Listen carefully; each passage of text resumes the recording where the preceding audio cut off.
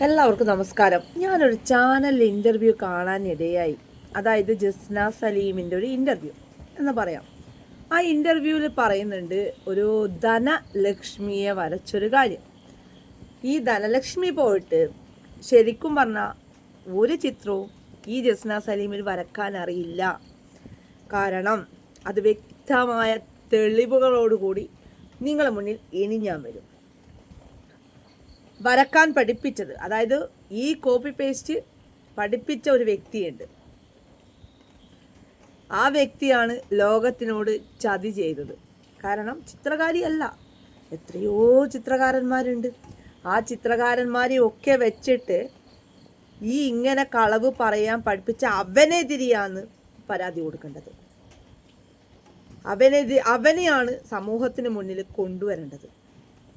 കാരണം എന്തിനു വേണ്ടി ഇവള ഈ ചിത്രത്തിലൂടെ ഗുരുവായൂർ ക്ഷേത്രത്തിലേക്ക് എത്തിച്ചു, നട എഴുന്നള്ളുന്ന പോലെ അവിടെ എത്തിക്കാൻ കാരണം അത് പ്രത്യേകിച്ചൊരു കാരണമുണ്ട്.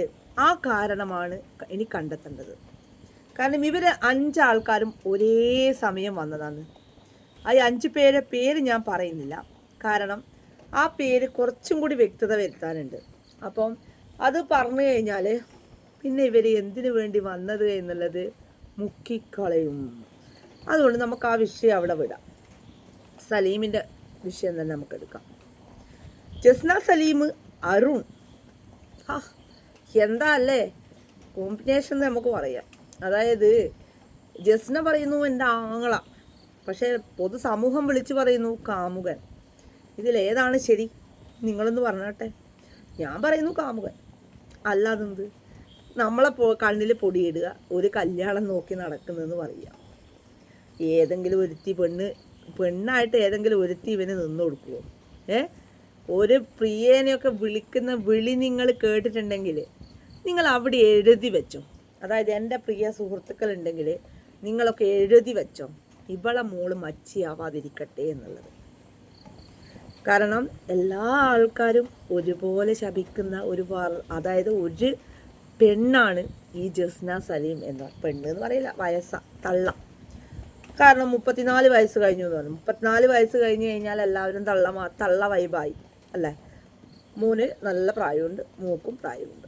എനിക്ക് തോന്നുന്നത് എൻ്റെ മോളെ പ്രായം തന്നെ മോനും ഉണ്ട്. അതാണ്. മറ്റുള്ള ആൾക്കാരെ ഇങ്ങനെ പരിഹസിച്ച് എവിടെ വരെ പോകും എന്ന് നോക്കാമല്ലോ നമുക്ക്, അല്ലേ? അപ്പോൾ അതവിടെ ഇരിക്കട്ടെ. ഇങ്ങനെയുള്ള കുറേ കാര്യങ്ങൾ നിങ്ങൾ മാത്രമല്ല, എനിക്ക് ചാനലുകാരോട് വിളിച്ച് പറയണമെന്നുണ്ട്. അപ്പോൾ 2 ചാനലിൽ ഞാൻ വിളിച്ചിട്ടുണ്ട്. അപ്പോൾ അവർക്കൊക്കെ പിന്നെ സൗകര്യമുണ്ട്.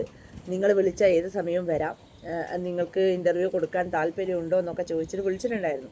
ഞാൻ പറഞ്ഞ താല്പര്യമുണ്ട്, എനിക്ക് കുറച്ച് കാര്യങ്ങൾ നിങ്ങളോട് സംസാരിക്കണം, തെളിവടക്കം. അതായത് ലോകത്തിന് മുന്നിൽ എനിക്ക് വിളിച്ചു പറയാൻ കുറച്ച് കാര്യങ്ങളുണ്ട്. അപ്പോൾ അത് കേട്ടാലെങ്കിലും നമ്മൾ ലേഡീസ് തമ്മിലുള്ള അടിയല്ല എന്നുള്ളത് ലോകത്തിലെ ജനങ്ങൾക്ക് മനസ്സിലാവും.